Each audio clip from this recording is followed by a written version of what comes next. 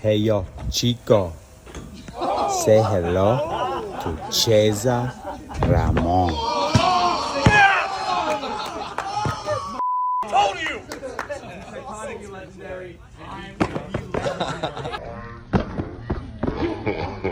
RASSLIN, that's wrestling. RASSLIN, that's wrestling.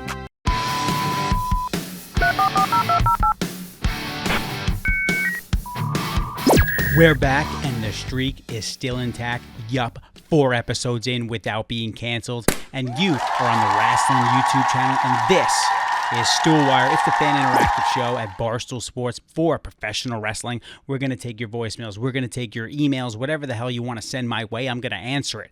Even you marks out there that are still giving me shit. Okay, even you guys, yep, I'll put you on the main stage. I don't give a damn. Anyway, let's get right into it. You know how we do it here. We don't waste any time. We got our first video caller of the week. Again, this one, she's little. You're shorter than most fucking goats. She's mean. Sit in the chair! I didn't consent to doing it the second time. I consented to doing it. I'm jacked. You may remember her from the Indie Corner. It's Little Mean Kathleen. Hey, it's your friend. It's actually your best friend. It's Little Mean Kathleen. Having trouble thinking of a super dope finishing move. Could you please draw out a step-by-step diagram on how to do a super dope finishing move so I can do it in a match? Well, Kathleen, you're in luck because I just so happen to have this paper and this Sharpie, and what I'm going to do is I'm going to put that diagram down. Let's get you a dope finishing move here. Okay, so this is what we're going to do. We got the ring.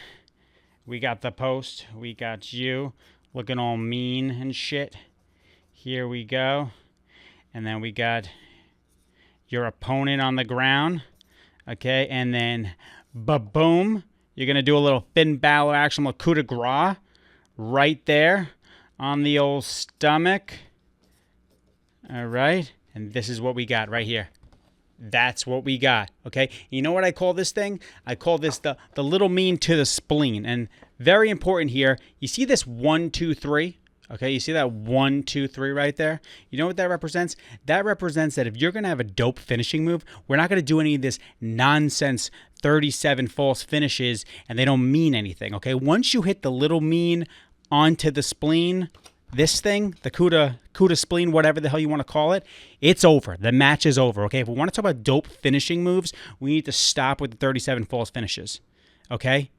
DDT back in the day, it was a wrap, okay? He hit you with that, it was over. RKO, it's over.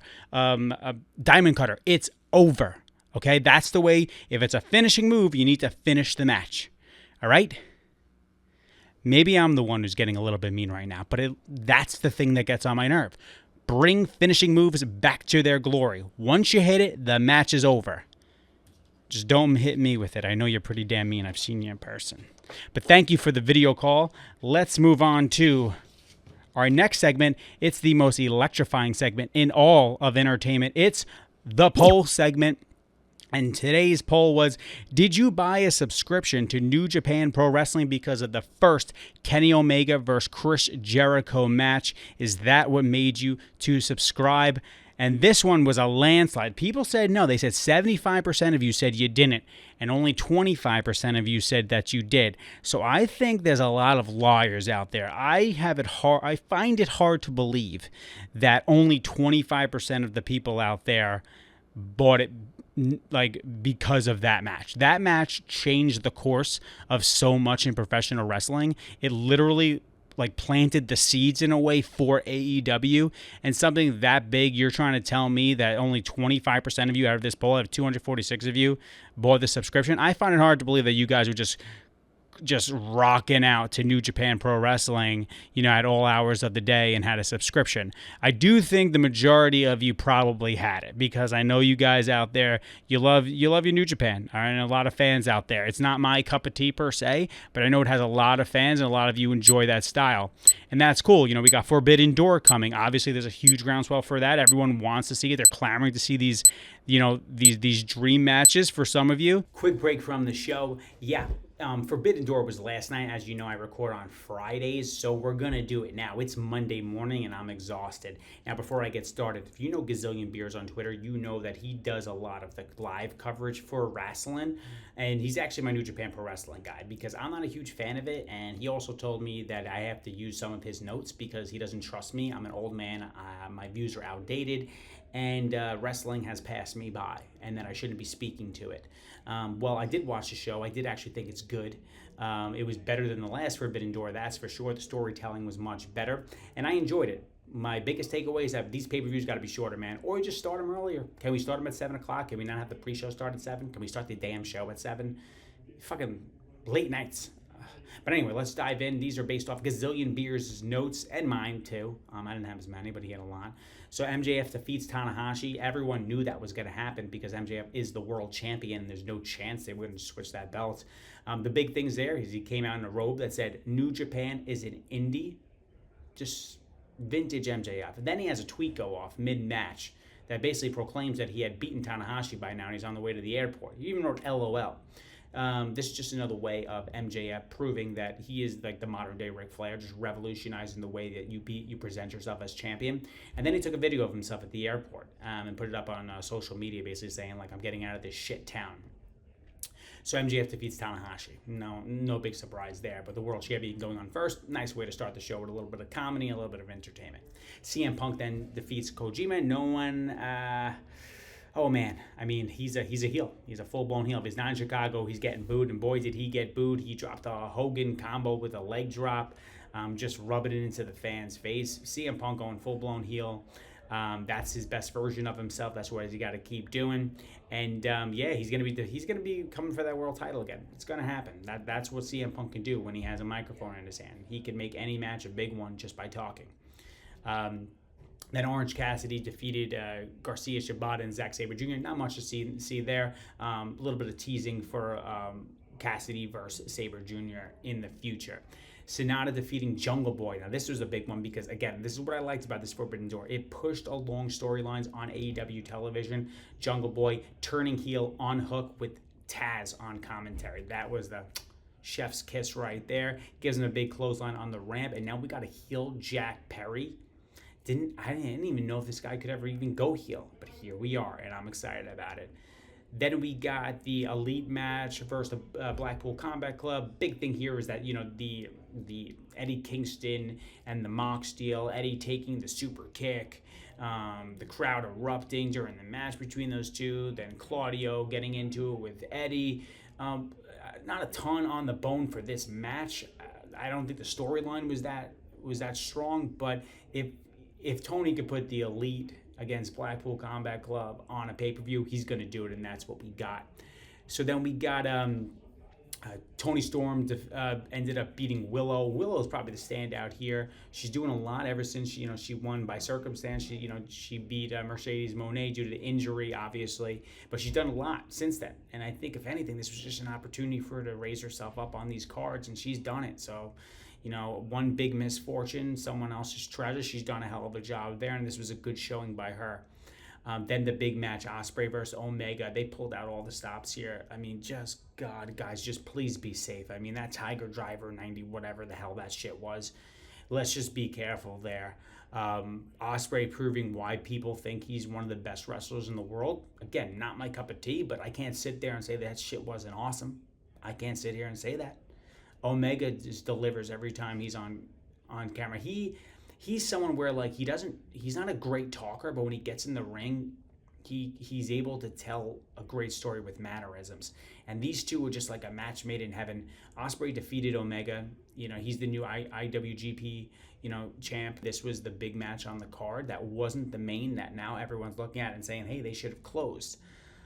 But with that said, should they have closed? I think it's a good thing that they didn't. There's a lot of people talking about this match. I'm not going to keep going. I could go on it I could talk about it for probably 30 minutes, but I'm not going to do that here. Let's just be careful out there, guys, because legit, Kenny, dude, your neck was like this close to getting broken. Then we had a little break in the action. We had the Sting versus Jericho match. Basically, that's what it was, so these two could lock it up in the ring. And Sting defeats Jericho's little squad there. Sting, if you're gonna retire in the near future, this match almost retired you, buddy. Overall, happy to see Sting and Jericho share a ring. It's pure entertainment. They know what they're doing. They're veterans. I don't care how old they are. Anytime those two say, hey, we're gonna lock up, I'm game. Let's see it. Two legends of the game. Crowd kind of took a dip here, and I think this is what everyone's going to talk about, is that the Danielson match versus Okada. Danielson defeated Okada via a submission, but the crowd, you thought they were going to bring it big time for this one, because this was really poised as the dream match. These dudes, that crowd was just exhausted during this one. Not to say that this match wasn't really good, but it's tough. These fucking pay-per-views are long. But anyway, so Danielson, people saying he faked that seizure in the ring. You be the judge. I'm not sure, but I don't know. If that's the case, I don't love it because it scares the shit out of me. Lots of chance of you're going to get your head kicked in, your fucking head kicked in. But the big thing for me, because I just love the pure entertainment factor, is that Tony got that final countdown, got the theme song. Crowd was into it, crowd was singing it, and that's what pro wrestling is to me. I think Forbidden Door brought a little bit more entertainment than it was just pure matches this year, and I think if you paid attention, you would agree too. Overall, solid pay-per-view, solid, great way to spend your Sunday. A lot of wrestling coming up. We got Blood and Guts, then we got All In, and now All Out was announced for the week after All In, so AEW ain't slowing down. If anything, they're just going harder, and Forbidden Door definitely stepped up this year, and this is a main show for AEW now. They only got up to go. Let's get back to the show. So I kind of get the poll, but I don't think it's that much of a landslide. I think some of you just want to pretend that you may have had that subscription, but again, that's my only opinion. Me personally, I bought the subscription for the Jericho Omega match. I had never even I knew about Kenny Omega, but I hadn't seen him live and in person. To me, Chris Jericho, who's my personal favorite all time, put it on the map, and he changed the course of what we see today. AEW. That's what we see. That was one of the stepping stones to getting there, and it was that match, and I think it was that influential over the pro wrestling scene as it sits. All right, let's dive into the next segment. It's the Ask Wrestling segment, and this question of the week was, which active wrestler has the best ring gear? Now, I'm rocking Bret the Hitman Hart right here, the Hart Foundation, because I think that he had the best singlet of all time. I think that Bret Hart singlet, the pink and the black, is just absolutely incredible. What we're talking about right now is active wrestlers, and you guys brought it in the comment section. I mean, there's 38 responses here. We got everything. We got Penta. We got the Kenny Omega and the Bucks, the New Day. Even the Vikings Raider got a shout-out. Seth Rollins, obviously. He's been doing it for some time. He's incredible. The list goes on and on. Even my man, Lance Hoyt, the Murder Hawk Monster, Lance Archer, came out, and actually he actually posted his own gear if you want to check it out there. He kind of looks like, I don't know, man, it's like a freaking Viking Yeti, just looks like a Murder Hawk. I guess that's what a Murder Hawk is supposed to look like. Logan Paul, which I think is Logan Paul might have the top gear. Like, I know he hasn't changed it up much, but when he shows up, he looks like a damn star. He looks like an action figure. Speaking of action figures, you also have Matt Cardona. I mean, the guy has about 37 gimmicks, and he has 37, pieces of gear for each one. So he might be the king of that. He might be just the merch king. He might be the deathmatch king, and he might be the ring gear king at this point. His buddy, Cody Rhodes, he's got some sweet gear right now. 2023, everyone's just got fire gear. I mean, the New Day kind of, I think, set the stage, years back, where it was like, yo, we're going to get crazy with it. We're going to pay homage to everyone, kind of like what Gargano does with the Avengers as well and other comic book stuff. But right now, I mean, I think Logan Paul and I think Cardona are right now, if I had to say ring gear, who do I think about? Logan Paul on a one-off, and then Cardona just in general. I mean, that's what I would go with there. But I mean, you could pretend Mysterio still brings it. I mean, you could say Ray. I mean, for all I care. But anyway, ring gear is all popular. But speaking of ring gear, on the topic of ring gear, one thing I thought would be cool to bring to you guys was, in-house at Barstool, Robbie Fox. So Robbie, before he even got at Barstool, he got involved in the wrestling business, so he did it by making merch, and he would not just merch, but he would make wrestling gear, actual gear for the wrestlers.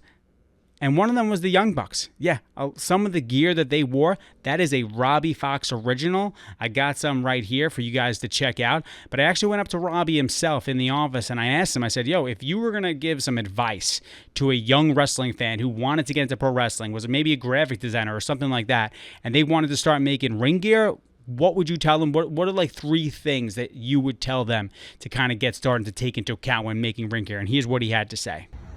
Hey, Robbie, what are the top 3 things you look for when creating merch for a pro wrestler? So number 1, make sure it aligns with the character. I hate when I see someone from the swamp come out with kick pads. Where did they get those in the swamp? There's not kick pad stores in the swamp.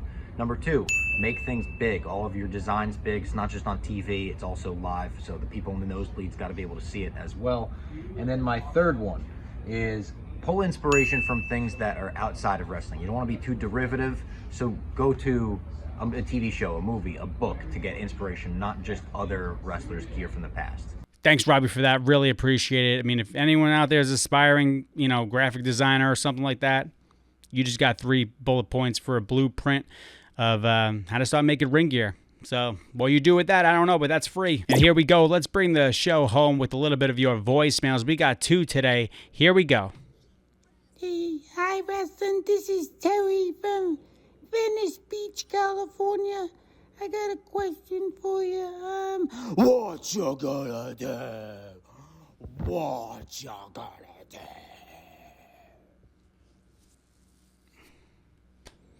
What am I supposed to do? What am I supposed to do? You want me to flex? You want me to just peel this off, strike a pose, send the fans home happy? Terry, nice one. I assume you'll live forever. Vitamins. All that shit. Anyway, let's get to our next caller here to bring it home for the show. What do we got here? Hey, what's going on? It's DOC, Drew of Cleveland. Hey, so we got to talk about something a little serious, boys. Serious? We got to talk about how over Dominic Mysterio is as a heel. Dom again? I was at Raw last night in Cleveland, obviously, as the name mentions. You guys got an obsession with Dom Mysterio, because every week we get a call. That much heat and visceral for Dom, interrupting him 4 times for his promo. The kid's over as a heel, and I think long term, he's going to get better on the mic.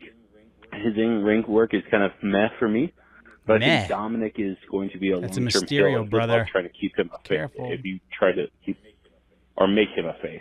Cheers. I mean, you guys just love Dom Mysterio. I mean, I think this is the 3rd week in a row we're talking about Dom. Listen, the kid's awesome. He gets it. He's in his blood. What else do we got to say about the kid? I mean, he's great. Dom Mysterio is going to be, if he, I think if he puts some size on, his in-ring is fine. Like, he's not his dad. Like, I don't know what we're really looking for here. He's a big dude. I think he's going to get bigger, and I think his moveset will change because of that. He's a big-ass dude. I have no idea how it happened. No idea. I mean, I know Ray's wife is taller than him, but, like, fuck. He's pretty fucking tall. Where that happened to me? I got fucked. I ain't fucking... my parents are short as shit. I'm not as tall as Dom Mysterio. It's kind of fucked up. But again, not about me. It's about you guys, about Dom Mysterio, apparently. Apparently, maybe he should host the show.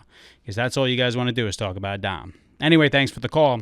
And that'll do it for this week's Stoolwire, guys. Thanks for joining. Even the haters, please hit up the comment section. I don't care. Tell me I suck. Tell me I'm great. It doesn't matter. Say random things. Just push that algorithm up. That's what we want.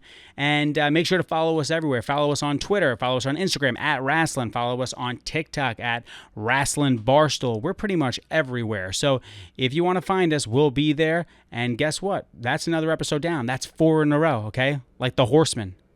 Like NWO. It's for life.